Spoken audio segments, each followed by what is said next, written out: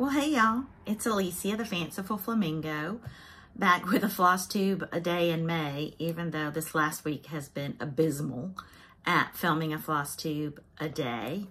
The YouTube gods have not been cooperative because some of my floss tube a days took over 24 hours to load, so they were kind of overlapping, so I had to pause some. And then there were internet connections and Wi-Fi issues.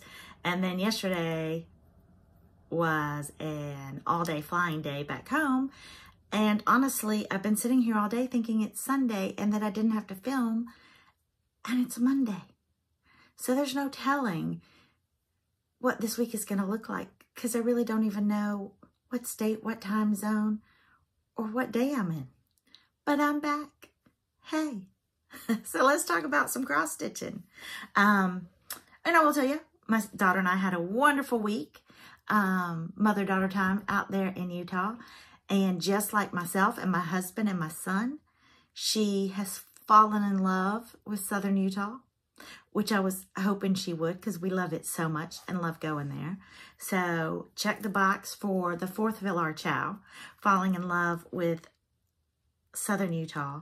And just as I expected, and even more so, Primrose Cottage just took her in and loved on her and enveloped her with positivity and sunshine, and it just filled this mama's heart. It did. But let's talk about what I've been stitching. I didn't stitch a lot, but I did stitch on this, I know, because I had a lot of fill-in. And then have rules. I took a bunch out there, but with time differences and work and everything, I just didn't do a lot of stitching. But I wanted to show you where I am on Hive Rules. Now, Denise Waters started this stitch along after the retreat in January, and she broke it down by months. This was March, this was April, this was May, this is June, July, and August. So I stitched all of this except there's back stitching, and I leave all my back stitching till the end.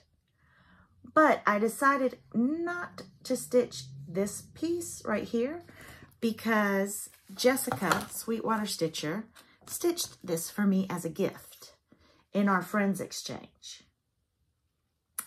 And since what I'm planning to finish this is going to be part of this display, I thought it, for myself, I thought it would look odd to have it stitched twice. Isn't it beautiful though? So I decided to leave the June portion off the big piece.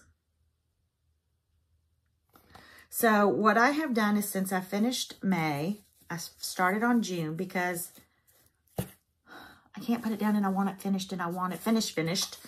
So the only thing that I need from May, like I said, is the back stitching of the honeycomb. And then I did this separation. I skipped over what was there and then did this, if that makes any sense to you. And so this technically would have been July. And it says, believe in yourself and others. And it has the skep here and a bee here.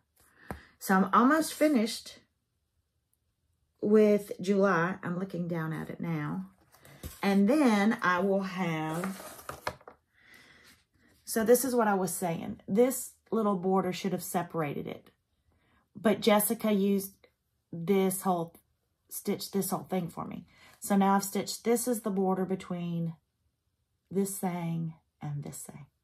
So I've got all of that stitched, and I just need to do this bee skep and these bees and heart. And July will be done. And I am going to push through and stitch August and finish it and fully finish it. I loved the wheel in May, and I loved Mania, and it really kept me on track, and I've done a lot of stitching.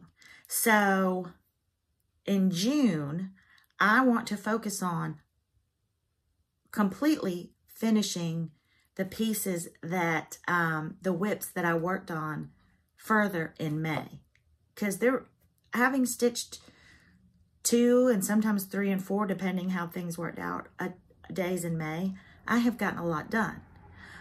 So I want to finish these pieces instead of putting them back in the whip basket and just letting them sit there for a while when they're almost finished.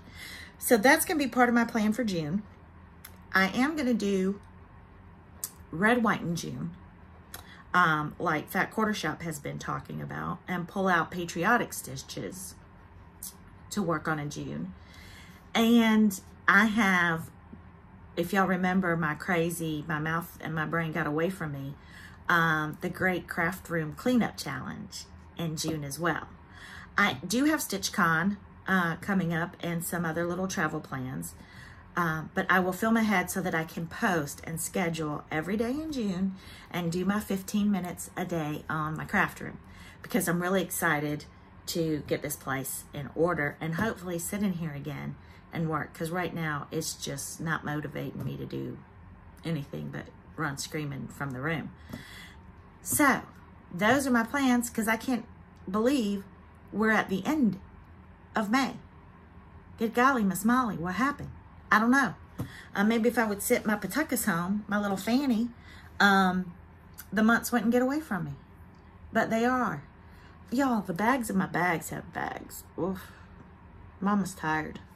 I really thought I would sleep on the plane yesterday. But my daughter and I had lovebirds sitting in the row across from us that could not keep their hands off of each other. So I spent the entire time trying to distract my daughter and halfway eavesdrop on their lovey-dovey conversation, and half of the time roll my eyes. And I even asked the flight attendant one time if he would accidentally spill a bottle of water on him and calm him down. I thought I was going to get pregnant just sitting beside him. My word. I digress. And we've all been in that first love. And I mean, these were not children. These were grown adults. These were grown adults. But if I still had my uterus, I think I'd be pregnant today just by sitting beside him. It was ridiculous.